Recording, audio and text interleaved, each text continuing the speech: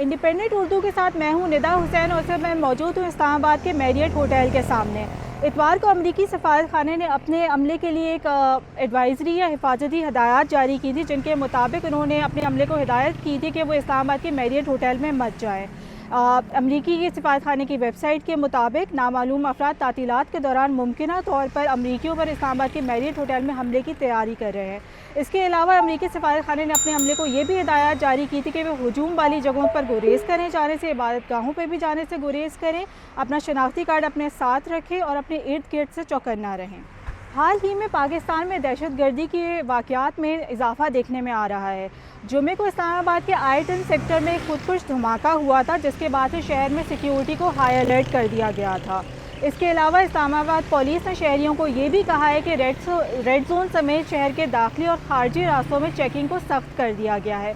इसके अलावा शहरियों को ये हिदायत भी की गई है कि वो किसी भी किस्म की अगर कोई मशकूक सरगर्मी देखें तो 15 पर इतला करें।